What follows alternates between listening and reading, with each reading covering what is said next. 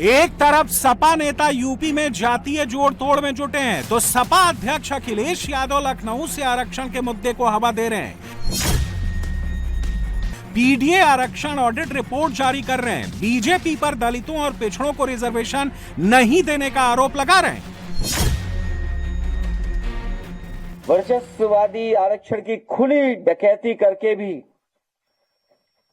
ये भी साबित करना चाहते हैं कि अगर हम संविधान की आरक्षण की व्यवस्था सीधे समाप्त नहीं कर सकते हैं तो क्या उसे दूसरे रास्ते से नकार तो सकते हैं। ये वर्चस्ववादी चाहते हैं कि वंचित समाज को धीरे धीरे लगने लगे कि जो संविधान अब तक हमारी ढाल और संजीवनी बनता रहा है उससे भी अधिक शक्तिशाली तो वो वर्चस्ववादी हैं, इसलिए इनकी मनमानी का विरोध ना करें वो। इसलिए ये नौकरी में आरक्षण मार रहे हैं। एनएफएस नॉट फाउंड सुटेबल का जुमला चला रहे हैं। लेटरल एंट्री से पिछले दरवाजे से अपने वर्चस्ववादी लोगों को सेट करने में लगे हैं, जिससे सब जगह इनके लोग हो जाएं और आरक्षण की मांग धीरे धीरे कमजोर पड़ती जाए। भाजपा संवैधानिक आरक्षण के मामले में सत्ता का फाउल प्ले खेल रही है।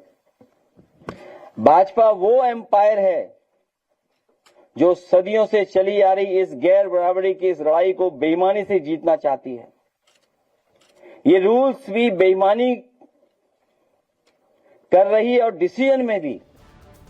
अखिलेश यादव एक तरफ हनुमान जी की आरती उतारकर हिंदू कार्ड खेल रहे हैं, तो दूसरी तरफ आरक्षण के दांव से दलित और ओबीसी वोटर्स को भी साध रहे हैं। दावा कर रहे हैं कि बीजेपी पिछड़ों को उनका हक नहीं देना चाहती, इसलिए बैकडोर से एंट्री की जा रही है और 22 भर्तियों में ही 20,000 से ज्यादा रिजर्व सीटें लूट ली गई हैं। अखिलेश ने यह भी कहा कि अगर उनकी सरकार बनी तो टीचर भर्ती में वो न्याय देंगे और 90 दिन के अंदर जातीय जनगणना भी कराएंगे।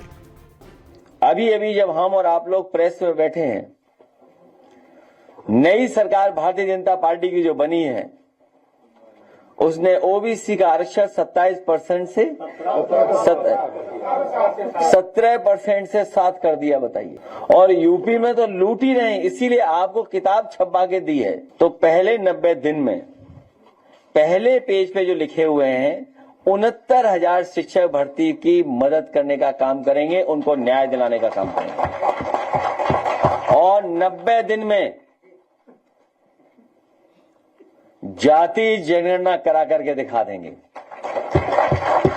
90 दिन में। टेक्नोलॉजी तो समझते हो ना? हाँ, तब ठीक है। अब दिन नहीं बचे हैं।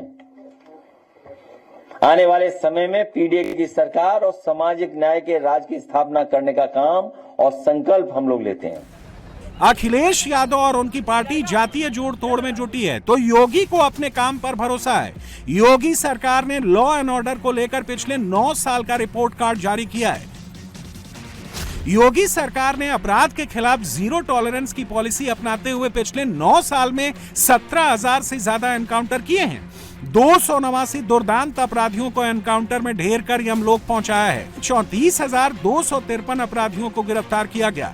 एनकाउंटर की इन कार्रवाई में 11,834 आरोपी पैर में गोली लगने से घायल हुए।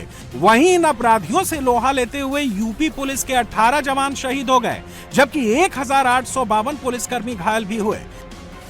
अखिलेश ने रिजर्वेशन में लूट का आरोप लगाया, तो बीजेपी की ओर से भी रिएक्शन आया। Deputy chief minister Brajesh Pathak ने कहा कि अखिलेश हार के डर से घबरा गए हैं। उन्हें समझ में आ चुका है कि जनता उनकी विदाई करने वाली है, इसलिए वो प्रोपेगेंडा चला रहे हैं।